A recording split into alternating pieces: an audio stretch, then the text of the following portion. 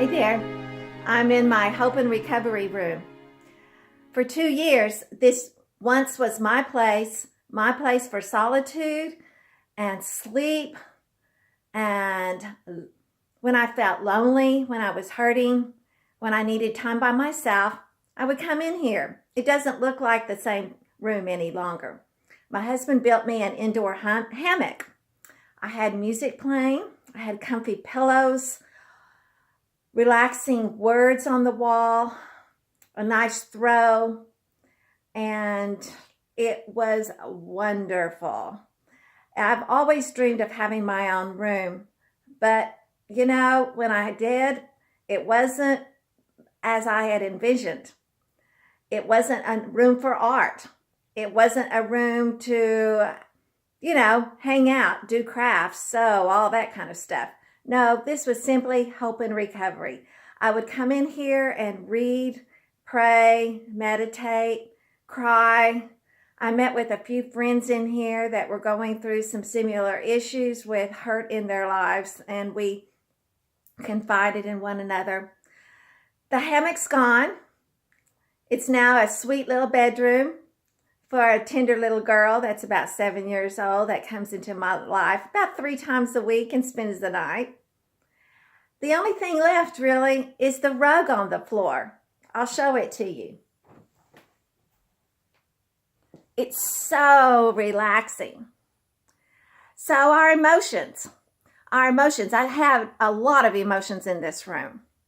Fear, anger, bitterness, just to name a few. What do you do with all that?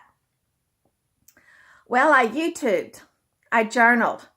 I discovered that I needed to address some of these issues that I had buried in my life. I journaled. By that, I meant I would not just journaling what I was thinking, but I would kind of let my mind flow. What is it I'm upset about today? What is deep inside my life that I have forgotten that I need to get out? I would get on my computer, and I'm a good typist, about 70 words per minute. But it didn't matter how fast or how many mistakes I made. I closed my eyes, put my fingers on the keyboard, and just wrote. What am I feeling today? What's going on? And generally something would come up. One of the most, I would say, deep and courageous writings that I made was entitled The Net. My net had a hole in it. As a mom, I always believed that I was the safety net for my children. I was there to catch them when they fell. I would be there always for every trauma that came into their life, for every hurt.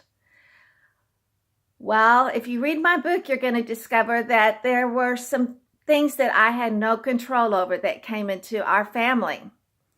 And they were great big stressors with big issues, things that I would never dream on anyone's family.